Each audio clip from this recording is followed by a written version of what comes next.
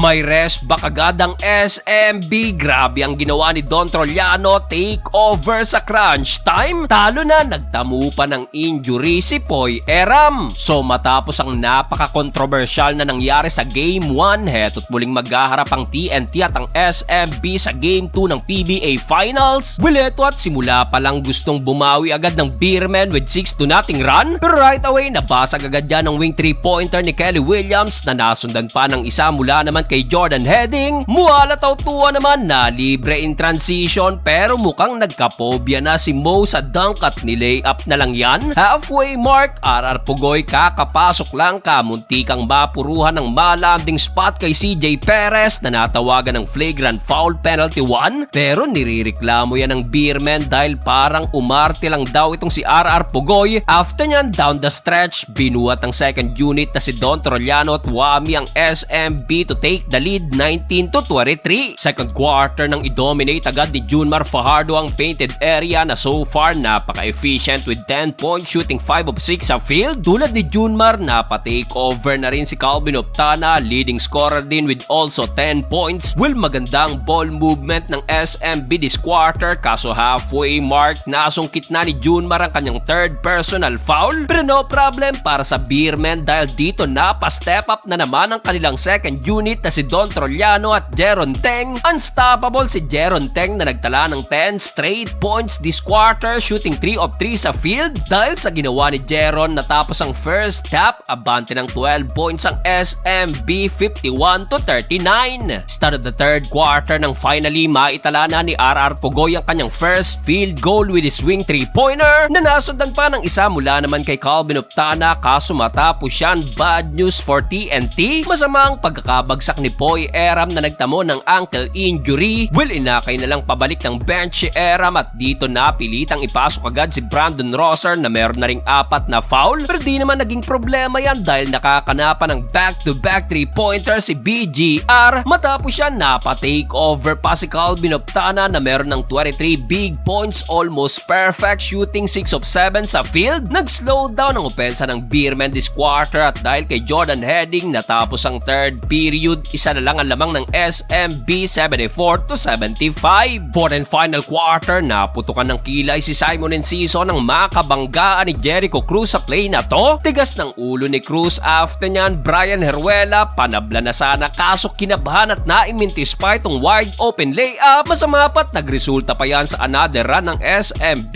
led by Don Trollano. Halimaw si Trollano sa crunch time with already 22 points dahil sa ginawa ni Don Trollano. Under 3 minutes, pumalo na naman ang lamang ng SMB sa double digit. Grabe ang alat na inabot sa laro na to ni RR Pugoy na meron lang 6-point shooting 1 of 9 sa field. Sa uli, naka-rest back agad ang Beermen, tablang series sa 1-1.